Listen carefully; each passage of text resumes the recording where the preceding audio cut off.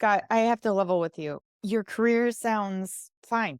You haven't hit hmm any hardships. Is that how you feel about your career up to this point? No. The world is obsessed with fast track success. It's easy to think that people become successful overnight. But let's face it, more often than not, what we see on social media is total BS. I'm here to look past the perception of perfect success and focus on life's detours, perceived mistakes, and even wrong choices, and understand the real road traveled up the career ladder. After all, we're all effing up.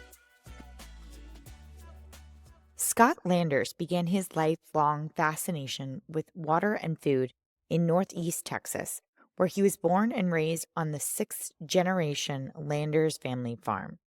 He has since worked as a civil engineer, product director, and independent consultant to water and food organizations.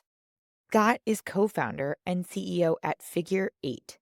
Since 2019, Figure 8 has worked with over 300 restaurants across the country to build more sustainable food delivery systems. He holds a bachelor's degree in environmental engineering from MIT and lives in New York City. Scott, hello, welcome. I'm excited you're here. It's really great to be here. Why don't we start by you informing me on what you are up to today? My day job and main role is co-founder and CEO at Figure 8. This is a company that I co-founded back in 2019 with the mission of helping make restaurants more sustainable. And that takes on a myriad of meanings. But really, we're helping restaurants today mostly build out their online and delivery business as more and more guests are choosing to interact with restaurants on those channels. Let's start by thinking about your childhood. Is there anything positive, negative that rises to the top for you about your upbringing or maybe an event as a child that you tie in to your career? Oh, the whole thing. I am increasingly realizing how fortunate I was to have the childhood I did. Growing Mm. up, I didn't think it was anything special. Now I really recognize, wow, that was different. I was raised as a sixth generation farmer. So my family has been in the same plot of land, more or less, for 140 years. I'm the oldest son of the oldest son of the oldest son, back to William Landers when he came over on the covered wagon from Tennessee. Oh, where is this plot of land? Yeah, this is in Northeast Texas, a little place called Cooper. Less than 2,000 people, as I like to say, more cows than people. So growing up, the farm was a mixture of pasture-raised beef cattle and then commodity crops like wheat and oats and soybeans. Mm. The cows ate before I went to school. That's hard work. It is, yeah. It really taught me the discipline and value and just real meaning of hard work, both in terms of like being physically difficult, really just long hours sitting on a tractor for Mm. 12 hours in a day takes a little bit of mental fortitude. Yeah. And really, again, as I now fast forward to today, run my own business that's in food and somewhat related to this, just makes me appreciate all the hell that all my ancestors and my father and grandfather and grandmother and everybody went through um, to make a living and to be able to keep a family farm going for that long. I Yeah, just have the utmost like respect and humility for what they've accomplished now that I'm for kind of sure. starting to see it as an adult more so rather than just as a child. Yeah. If you think back when you were doing work as a child, did you love it? Did you hate it? When I first started, I loved it because it was fun. You know, it's like I went from driving like the Tonka toys to actually driving like the giant tractors at 8 years old. That part was really fun. I think as I got older into like middle school and high school, when I had more like competing agendas, I wanted to go to tennis camp or I wanted to do something with my friends. That's where the farm started to take priority. You can't go to tennis camp because that's harvest season and you're needed to go drive the combine for 14 hours a day to get the wheat out of the field because the wheat can't wait. So at that point, it became a little less fun in terms of just pure nostalgia. Now, as in my 30s, going back to the farm and driving the tractor is best part of my year. Like I love getting out of the city, getting off of Zoom, out of the office. Yeah, it Uh, takes you to your childhood. You're like, what was I complaining about? Well, I can't help but wonder why you aren't there now. You've founded a business and it's doing well, but how did you not end up at the farm? You said you're the oldest son of the oldest son of the oldest son. And I would have to think that traditionally that would mean you'd be at the farm. So am I jumped the gun a little bit? no, you're getting right at the heart of the question. And I think there's a couple of main drivers there. One is I'd like to think that as the modern version of the Landers man, that I'm a little bit non-traditional Yeah. and more open to this being a 21st century farm. I have a younger sister who actually does live back on the farm, and we recently promoted her to be like the farm manager. So she's now getting a salary. My sister is increasingly like running a lot of the things there in the operation. On the other side, I was a kid and we didn't travel a lot growing up. So I mostly only knew like rural lifestyles in middle America. Yep. But I'd seen enough changes from the early 90s through the early 2000s, even in just my short life, that the way that we were farming, both as our individual farm, but as a representation of agriculture in America, was not sustainable and was not going to be the way that this moves into the seventh generation. Mhm. And I didn't know what the solution was, but I knew I wasn't going to figure it out just staying in the environment that was just doing what we've been doing for 100 years. So part of the thinking, this is like 17, 18-year-old Scott, was Sure. I need to go away and see the world and learn and find other things to eventually bring back to Mm, the farm as a new way forward. mm, And in a sense, that's happening. So while I'm not currently based there, I am there often. I was yeah. just on the phone this morning with my dad, who a week ago we were doing some crop planning, and he called me this morning to let me know that the wheat and rye and vetch is all in the ground. So it's been planted according to the plan that we laid out. So I'm advising on how we do new things like crop rotation and more regenerative practices. And I'm slowly working my way back to the farm. That's cool. Yeah. As a teenager, did you feel pressure to stay on the farm or did you feel free to go out? How did higher education fit into all that? Yeah. Lot of pressure to stay on the farm and Mm, follow the traditional path. I think there was always an expectation around college. I wouldn't say it was pressure, but I naturally was just like always a really bright kid, and school came easy to me. So for me, it was an obvious next step, if that sure. makes sense. Yeah. The way I'll tell you how this actually played out, though, that's like the PC version. What really happened was being a Texan, farm kid.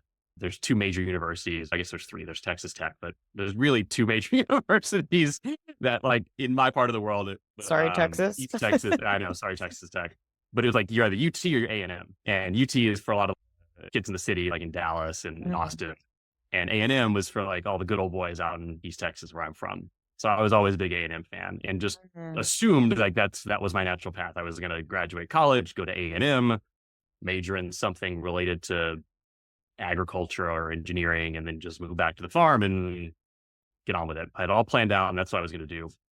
Meanwhile, I also am a big old math and physics nerd and have been for my whole life, and had this dream of going to MIT, and had applied and thought that was a fun application. I'm never going to get in. I So did it. Now I won't wonder later. yeah, now I will at least step up to the plate and swung the bat. Like, but now I'm going to go to A and do anything.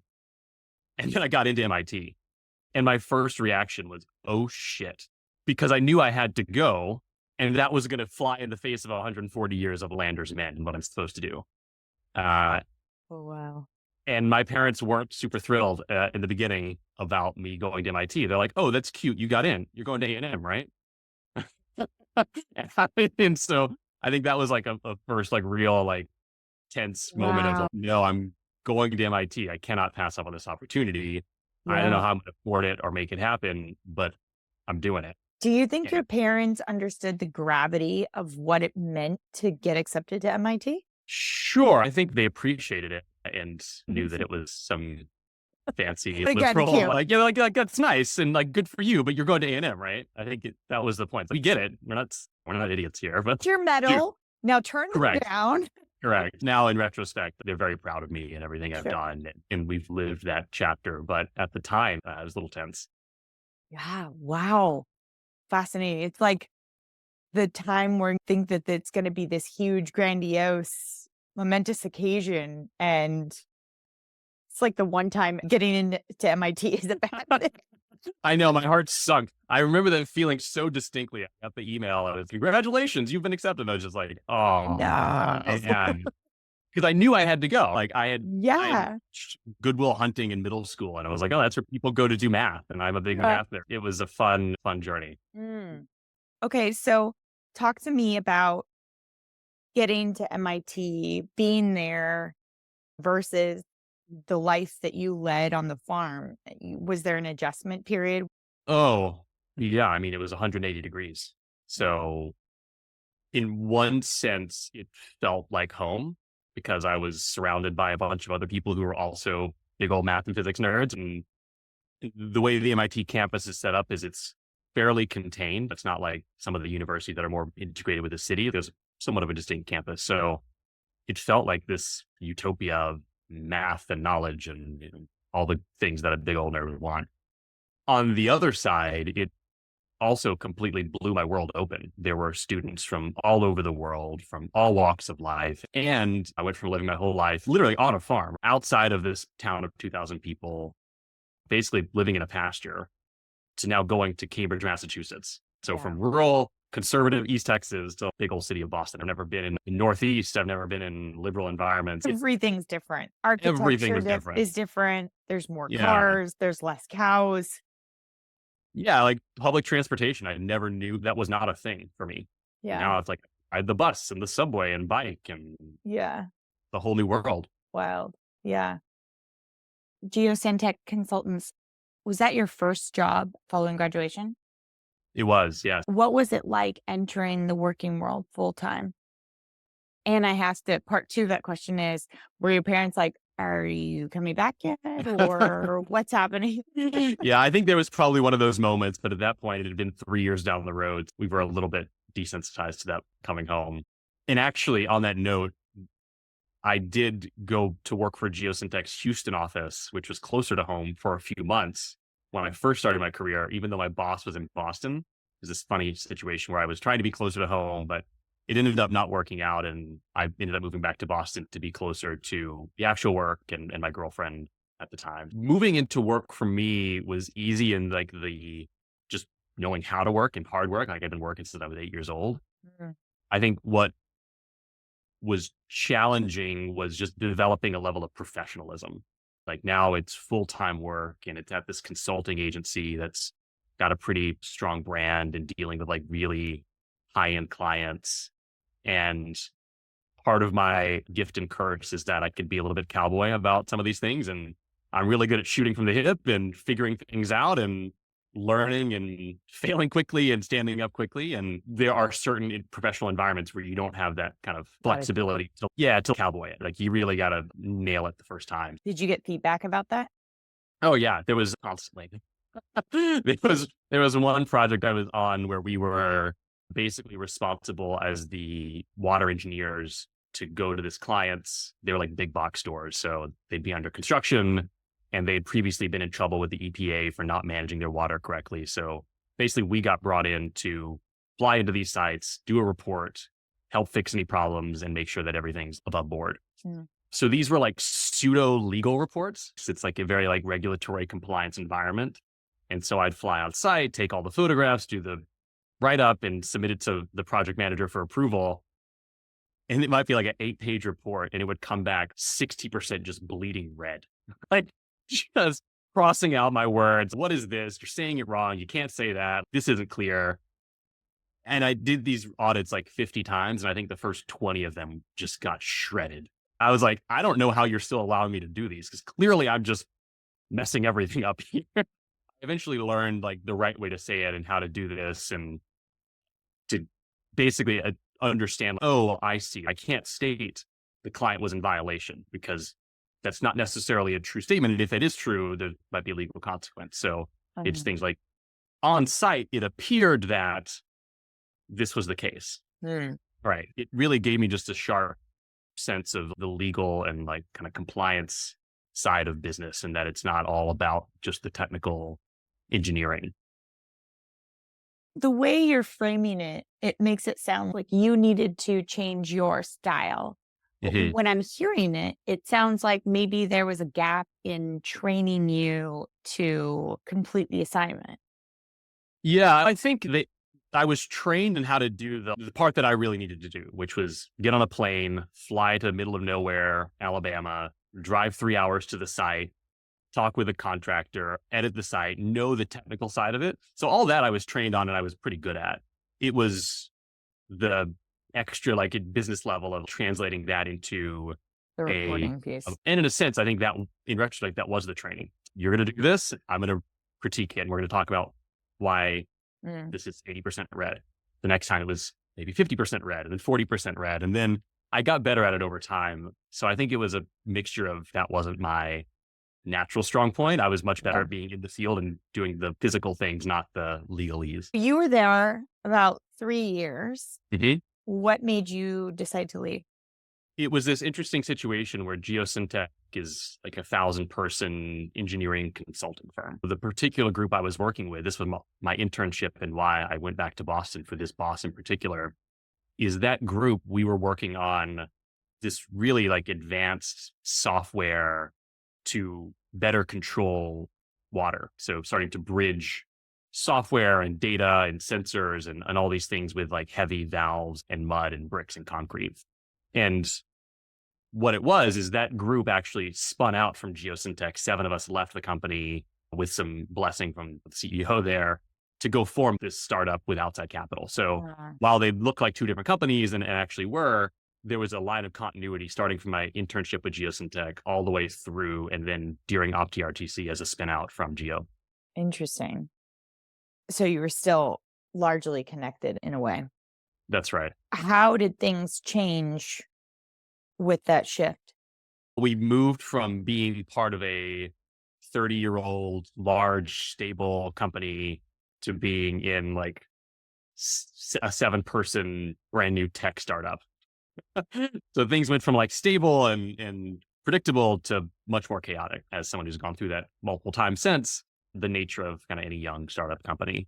And it went from purely engineering to now it was like engineering and software and business in a much more interesting way. So my role became, I think it was officially like engineering manager as my title, but really I was a product manager. So it was my job to sit between civil engineers, the software engineers, and the sales team and wrangle this whole product into existence.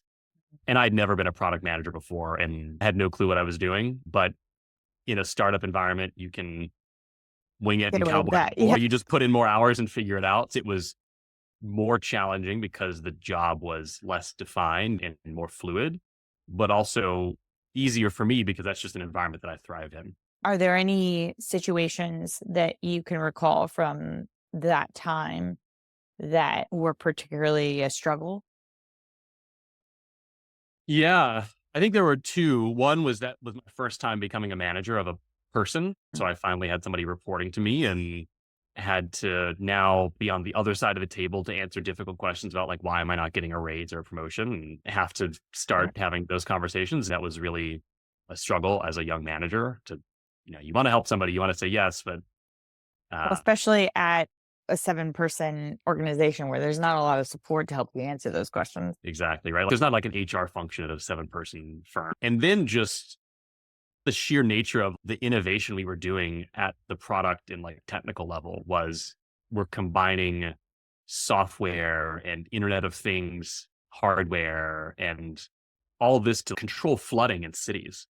So like bringing really cutting edge technology to something that's 1,000-year-old business of managing water. 1,000-year-old goes all the way back to the Romans. Archaic, yeah. Yeah. And there were some oopses for sure. We're basically saying we can automatically control the water level in your lake based on the weather forecast. And sometimes there'd be a line of code or a wire in the control panel that yours truly wired up and it would make the wrong decision. And the client goes out in the morning and like the pond's empty. And we're not talking like a little bitty pond. We're talking like sometimes acre feet of water. So there were definitely a few like technical moments where if you mess those up in a really big way, we could have flooded downstream creeks and rivers. Yeah. And this is why we built in so many layers of fail safes and really did everything that we could to prevent or at least minimize downstream risks, whether intentional or accidental. But we were also creating this technology out of nothing and bringing together lots of different things that hadn't been done before. You know, mistakes are bound to happen. It looks like during this period, you founded a company as well, Odds Creek. Yeah. So Odds Creek is it still exists, is a nonprofit Mm. that the intention was to dedicate a vehicle for better knowledge around regenerative agriculture and agricultural practices. The intention was to be a space for research and education around the relationship of agriculture and water. It has not gone anywhere. I don't think anybody's made a single donation other than me to it. I never really got a chance to promote it, but it was in the spirit of effing up and just taking risks and making mistakes. I've never been risk off. So I'm willing to roll the dice and take big bets, and they don't always play out, Mhm. but it's at least it makes it real to actually have to go through the exercise as opposed to thinking, what if I started a nonprofit or what would it be like? So let's just file with the IRS. Let's set it up. Let's build the website. And in going through all those things, even if that particular project didn't really go anywhere yet, I at least had to go through, again, this is a little bit of foreshadowing, right? Learning how to incorporate a business, how to Sure. register with the IRS, how to build a website, how to come up with a mission and start to affect the beginnings of an organization. I can't help but feel like you're justifying why you did it. Hindsight's 2020. So in retrospect, having gone through that makes having gone through it again with Figure Eight and other businesses Yeah. easier. In the spirit of, I don't like to think of like failures, but what did I learn? It didn't really go where I wanted it to. And so I don't know, for every success, there's not success in a sense. And 100%. maybe that's one I of mean, them. that's what we're here to talk about. So, Yeah. yeah. You ended up at Dig In. I'm curious how you made that transition because you're in the world of water. I'm oversimplifying here, but you're in the world of water and then you head to the world of food, restaurant. How did that transition happen? I had been working on Opti in some version since 2011 when I first interned, all the way up through 2016. At some point, and I don't really know what the trigger was, but Opti became very focused on urban stormwater. That was what became clear, like where the need was, where the business was, and we had to just focus as a business to do that. And while urban stormwater is a major issue in over 700 cities across the country, it started to feel like a small part of the pie. And so I had reached out to a former professor of mine at MIT, and he allowed me to audit one of his graduate classes. So I didn't get any credit for it. I didn't pay for it, but he was like, as long as you show up and participate, you can show up and participate. That's all I wanted. So the name of the class was like food, water, air, and climate, or something like really abstract.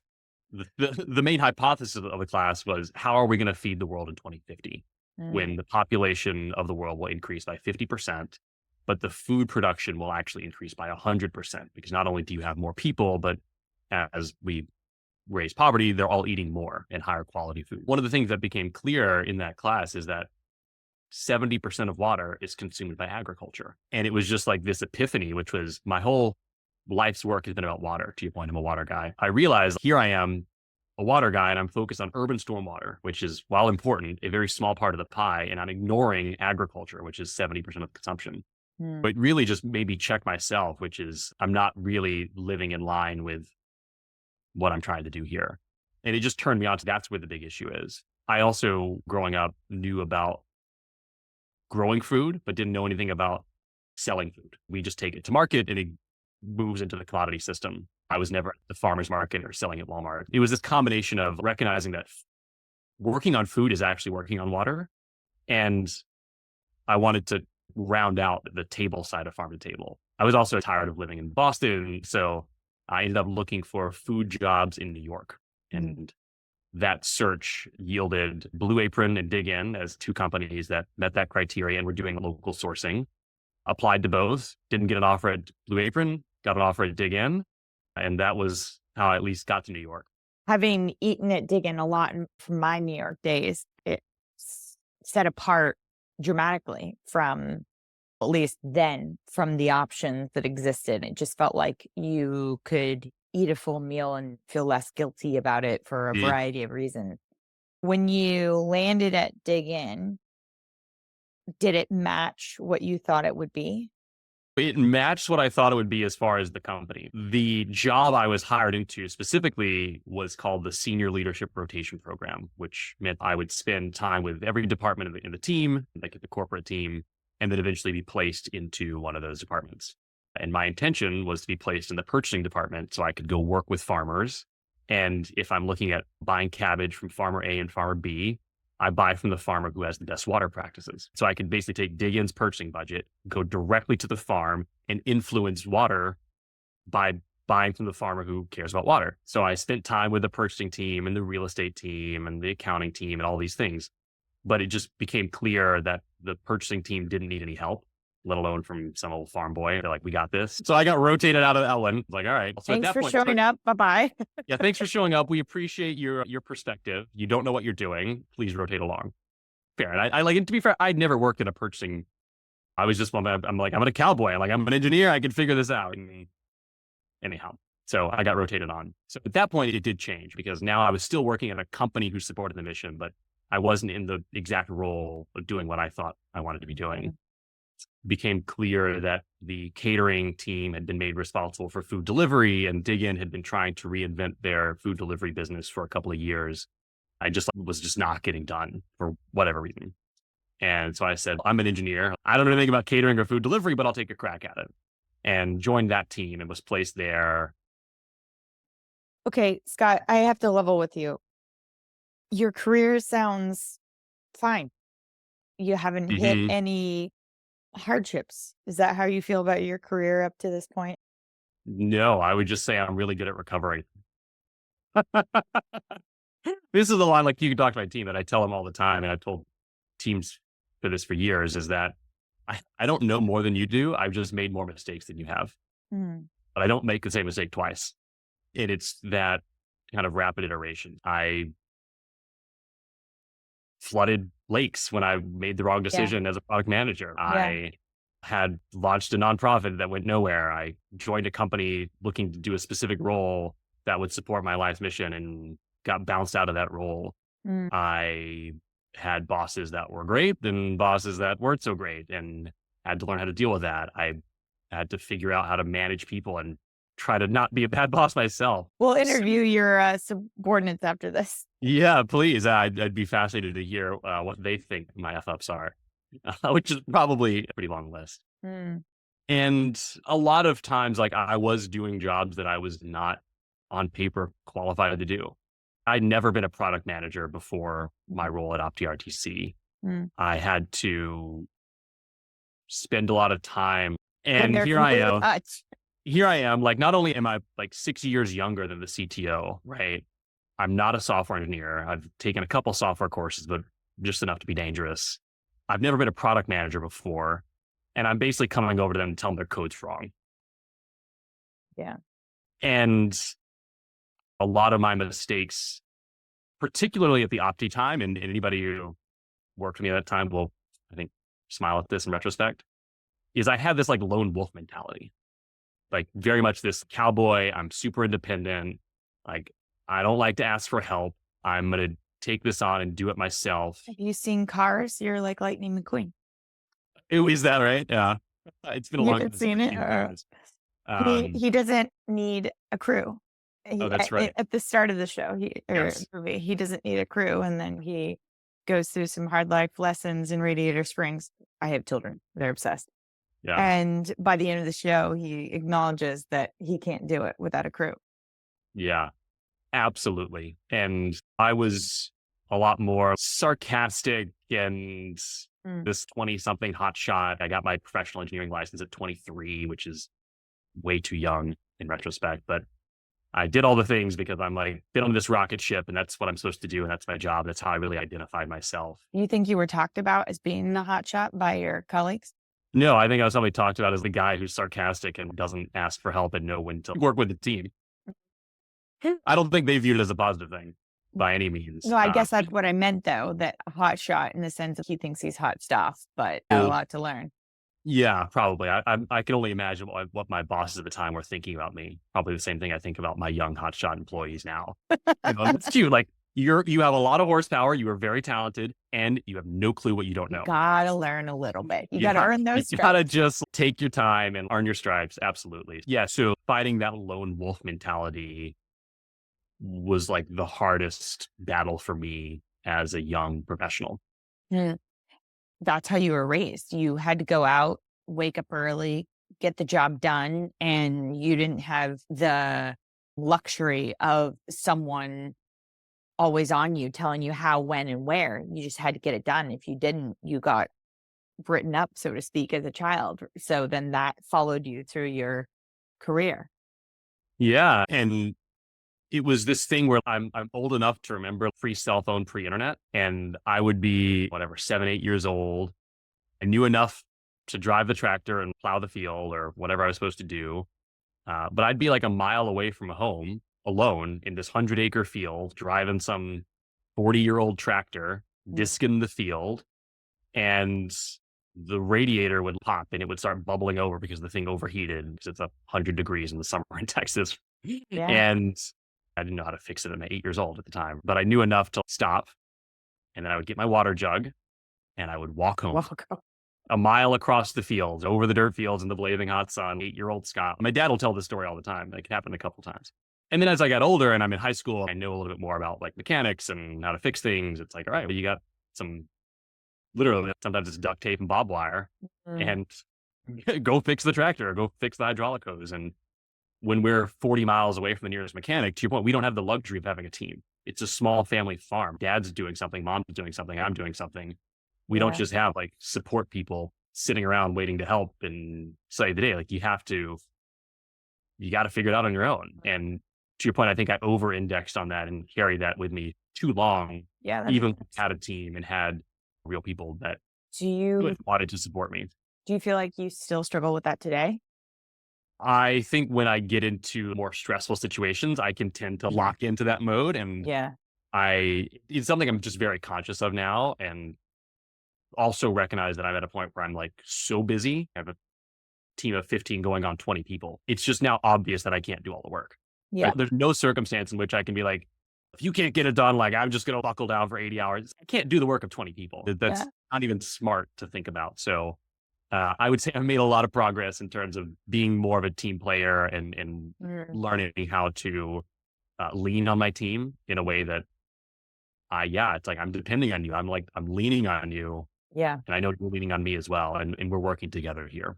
Did you experience any conflicts with peers or managers as it pertains to this about yourself? Yeah, it's to varying degrees over kind of the journey. There would be times where like my manager, even at Opti, would sit me down and would call me out on this lone wolf, like sarcastic thing. You probably don't realize like the effect this is having on people, or that you're even doing it.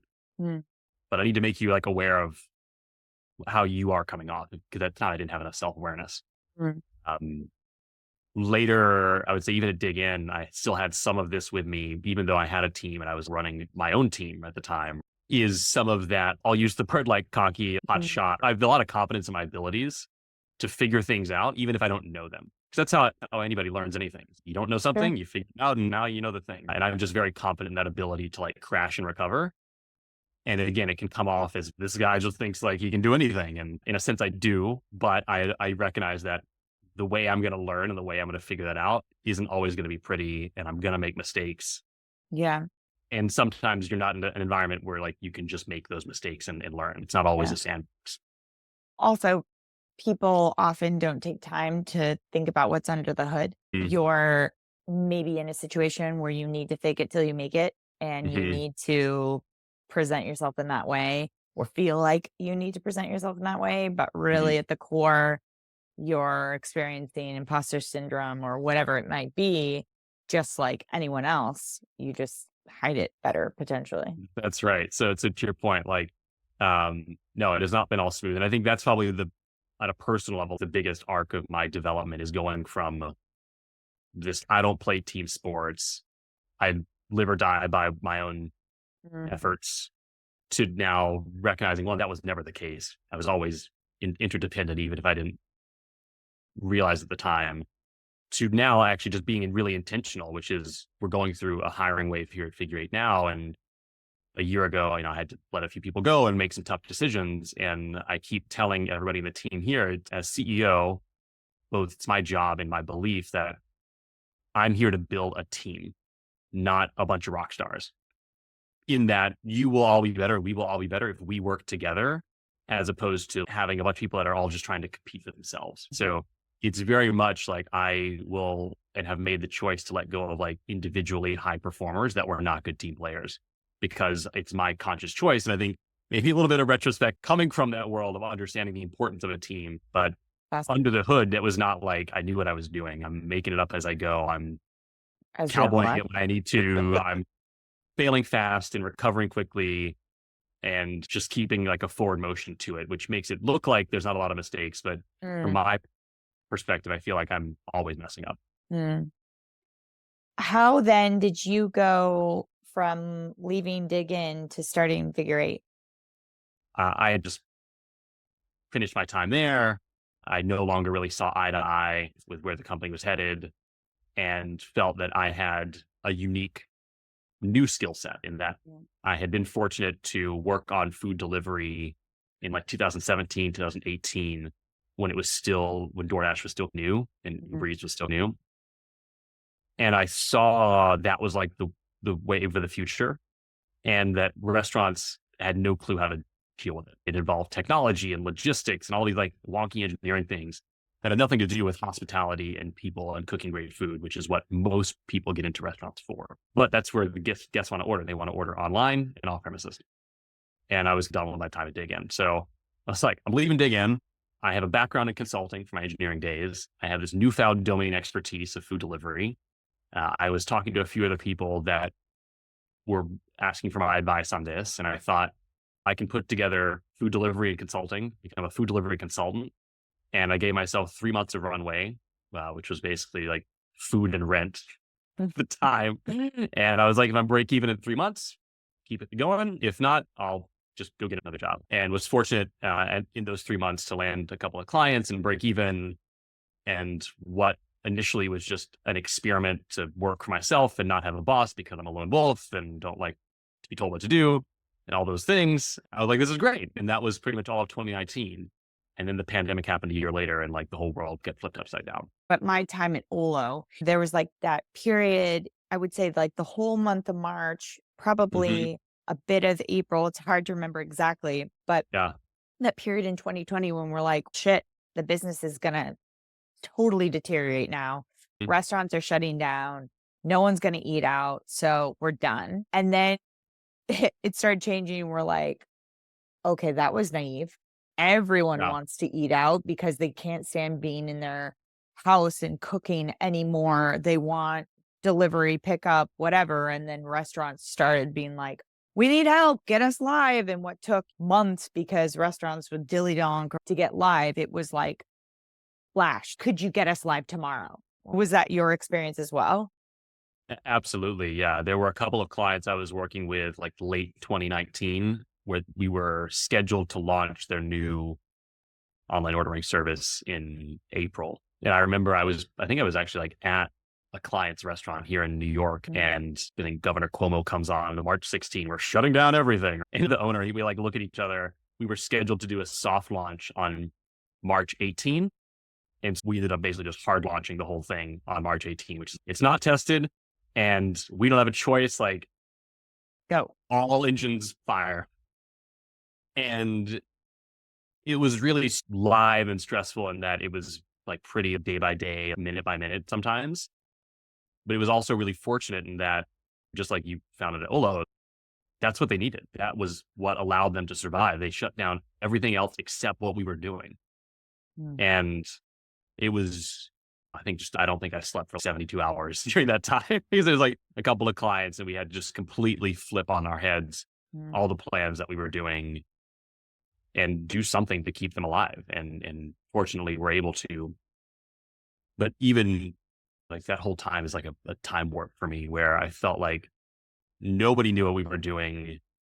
It was really up to almost just like who had enough appetite for risk to make the decisions to not just be locked up in paralysis. So in a sense, that's again like where the cowboy like mentality comes in, which is here we go. And on the other side, it was just constant like mistake, recover, mistake, recover, mistake, recover, like just figuring it out and just constantly crashing through. Cause not only were we like figuring out how to build these things rapidly, I'm still figuring out how to deliver this as a service. I'm like writing contracts and trying to promise what I need to for the clients, then realizing, there's no way I can do that for $2,000, but I've already committed to it. So now I've got to follow through with my commitment. Lesson learned in the business, you got to charge for your time.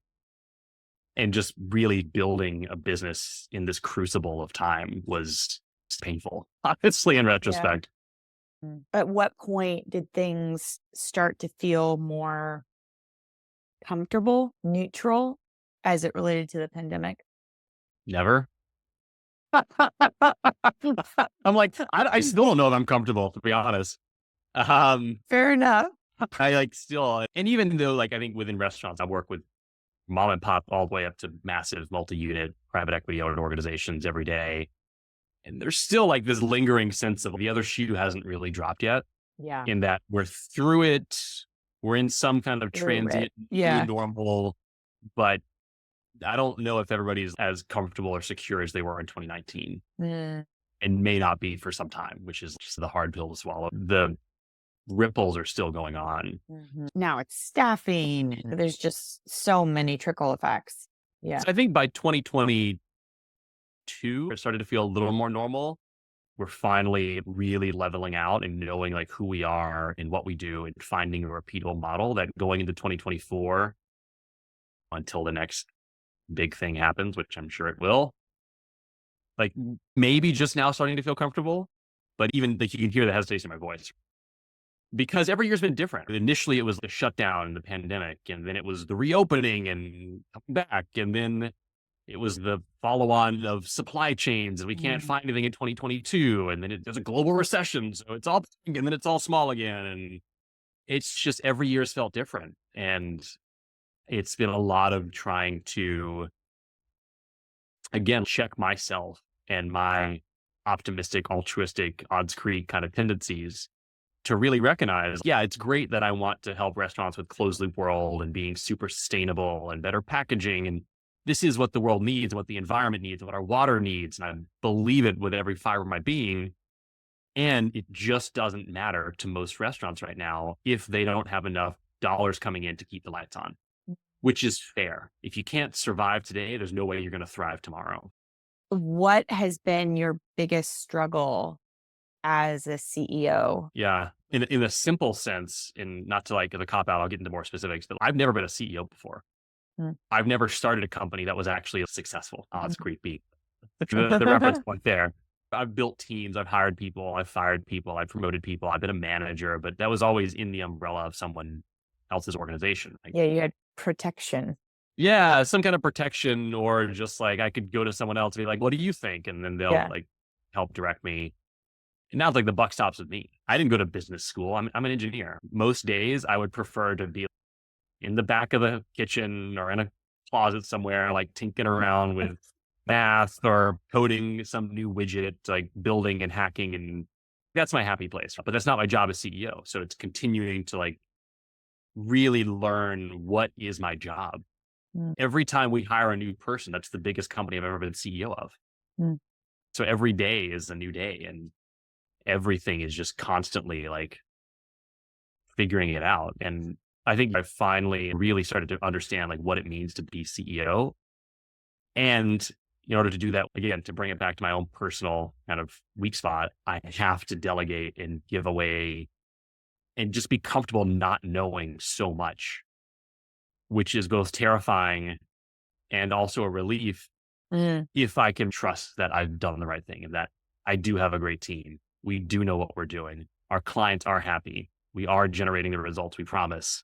and I don't have to read every Slack message and every report and every little thing that goes through, which I still do. Like I'm still in every Slack channel. It's not, I shouldn't be in every Slack channel today. I should go leave those tomorrow. It's on my development plan. I just haven't fully let go. It's very much like I have to turn a blind eye Yeah. and like trust that the team knows what they're doing. They've been trained. They've Mm. worked for 2-3 years now. They know what they're doing. So I can go out and do the bigger thought leadership and land the new Mm. clients and go to the conferences and have fun conversations like this. Uh, so letting go of that control is like hard. I just promoted someone to COO, which is a big like step in that direction. And so I'm still really getting her up to speed and going through this transition. It's not been easy. Yeah. The other, I think, transition that I've been struggling with and I'm using this opportunity to practice is I was always and still I think my happy place is I'm a startup guy. Give me the chaos of the unknown and I'll turn it into something. I can go 0 to 1 all day long. That's really fun for me because it requires this like kind of comfortability with the unknown and being a little cowboy. No one's ever done this before. So who's to say I can't? Yeah. That's all. That's my happy place. And it's like 0 to 1, proof of concept, give it to someone else, move on to the next hard challenge. Not taking it from 1 to 100 and scaling and building and growing something. That's a skill set that I never particularly enjoyed, that I didn't think I was good at, and I thought other people were better at. And is very much now the place that Figure 8 is in, is we've gone 0 to 1. We've done the proof of concept. We know what we're doing. It's not going to be some massive development from here to the next thing. It's going to be incremental and just building and scaling and growing a repeatable business. Mm. And in a sense, part of me is that's boring. No, I don't want to do that. And then on the other side, it's recognizing that's a real skill. And if I want to create lasting impact in the world, having an idea is not what gets it done. Everybody's got ideas. Ideas are great. Everybody can prove it one time, but can you make it repeatable? Can you build it? Can you prove it? Can you do it in a way that can actually last the test of time? And so I'm having to build that skill and continue to check myself and recognize that that's my personal challenge here. Because there are other people that like hate the chaos of creation and that unknown, and they're just amazing at scaling. So I'm using this as an opportunity to, again, kind of recognize that I have work to do, and leaning into the uncomfortable part of that is actually part of my own development. Mm. You mentioned a little bit ago that you had to let some people go. Mm-hmm. Was that part of a layoff? What did that entail?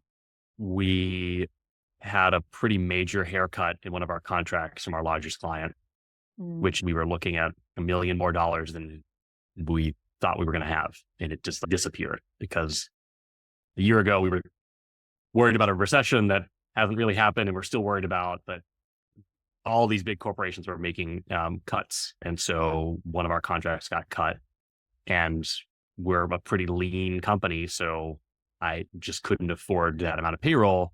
And so as is what happens whenever that comes around, you also look at performance. And that was where, like, yes, I had to downsize just to right size the budget, and took that as an opportunity to really look at what am I trying to build here? And my biggest decision in all that was I'm building a team, and a team that can work together and not just a bunch of like solo rock stars that don't play nice with others in the sandbox. I need everybody to work as a unit. Either the whole boat gets there and we all get there, or we don't. No one's like jumping out of the boat and swimming ahead. Like we either all win or we don't. We all eat from the same trough. I have to imagine that was not easy to do. Oh no, I think I was like, couldn't sleep the night before, and like stomach in knots and trying not to break down and cry while also letting someone go, which it's harder for them than me. It feels like a failure on my part because I couldn't keep the revenues up to keep the team. It felt like a mistake in hiring because I wasn't as smart of a interviewing and hiring person a year prior. And although I had fired people previously in like other roles, like at Dig In, this is now like my baby and my creation, and I'm responsible. And so it just, everything felt so personal, even though that's probably a little more ego speaking. And then, Are you worried about your reputation as a CEO? Oh, I'm not worried about it. At a certain point, it's like, I can't worry too much about it. It's I got to just make the call and Yep. that's the job. And that's literally what I'm getting paid to do is to be the executive and make the decision. And Yeah. that it's not going to make everybody happy. I have definitely made mistakes and some recently, like I'm recovering from a little bit of blowback I've gotten from the team over the last month. Share Yeah, about like, ooh, that. I know a little bit of drama there. So I'll give you an example on the flip side. So next year will be year 6 for figure 8. And the first couple of years, there weren't a lot of employees because it was just me. And then we blew up back half of 2020 going into 21. So that's when a lot of our hiring happened. So I now have people who have been with the company since 2020, 2021, Yeah. 3 years. And during the first 2, 3 years of any job, you don't get a promotion. And so it's not something that we've done a lot of and that I've been Not in tech, particularly, though. yeah, that we haven't been particularly good at. I mentioned I just recently promoted someone to COO and a lot of the team came back and they were like not super thrilled because they're like, what am I doing here? Like what I've been here for 3 years. What's in it for me? And it just became clear that I've been so focused on client development and building the house and keeping everybody fed that I wasn't taking care of the people inside the house. We've got a great culture. We generally do development and bring in speakers and things, but it had not been really brought down to the individual level. Here is your development plan. And if you are interested, what it's going to take to get promoted here in the next 6 to 18 months or whatever your timeline is. Mm-hmm. And here's exactly how you're going to get the support and the resources that you need in order to build your skill sets to get you there and achieve your dreams. It became very clear that we hadn't done that. So team called me out. They're like, a couple of us think we deserve a promotion. And what about this person? What I really liked was that certain team members were actually advocating for other team members to get promotion. They're like, I'm fine, but this person like deserves it yesterday. And I've been telling you that for 6 months and you haven't been listening to me. Wow. And I'm like sitting there, motherfucker. So I don't know if I can say that, but That's great.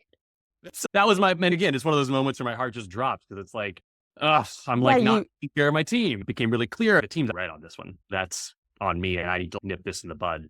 It's been a bit of stop everything. I've redone the org chart. I've redone our one-on-one reporting structure. Everybody now has a professional development plan.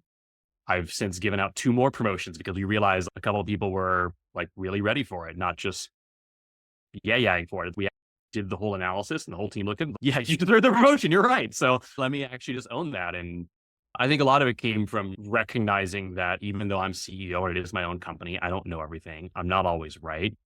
I want the team to be engaged and I've asked them to hold me accountable and they did.